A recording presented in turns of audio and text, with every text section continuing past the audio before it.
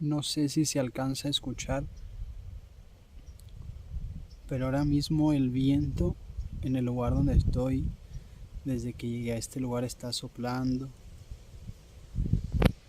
El viento está soplando fuerte, no deja de soplar, y los árboles y las plantas y el pasto no dejan de moverse. Voy a voltear la cámara para ver si se alcanza a percibir.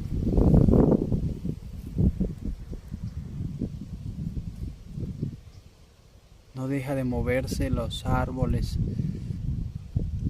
No sé si se alcanza a percibir en la parte de arriba de los árboles.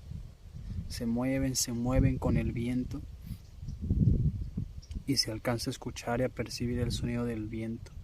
En una ocasión dice la Biblia que Elías, después de caminar 40 días, llegó al monte de Dios y se escondió, estuvo en ese lugar, y dice la Biblia que mientras estaba en ese lugar pasó un torbellino. No recuerdo bien el orden, pero pasó un torbellino, pasó un fuerte viento. Y quien escribe dice o relata, y ahí no estaba Dios. Y yo creo que fue Elías. Y después de eso dice que me parece que vino un terremoto y ahí tampoco estaba Dios. Y después vino un fuego, pasó un fuego y ahí tampoco estaba Dios.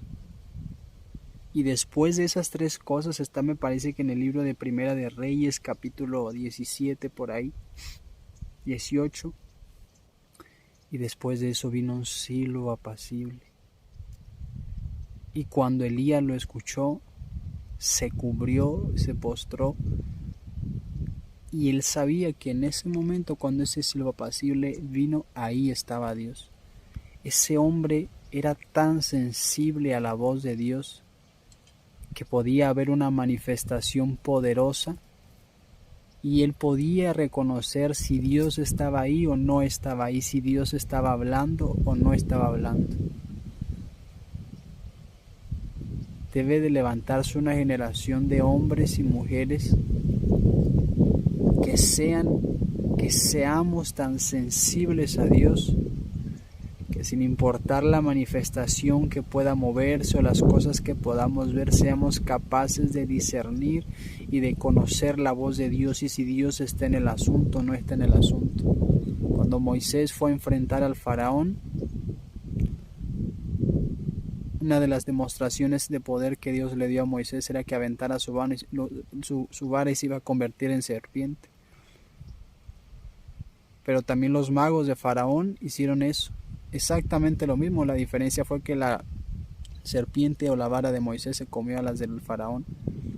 Pero había una similitud o una imitación de muchos de esos milagros. Y al día de hoy nosotros podemos ver en ciertos lugares ciertas manifestaciones que muchas veces no son de Dios.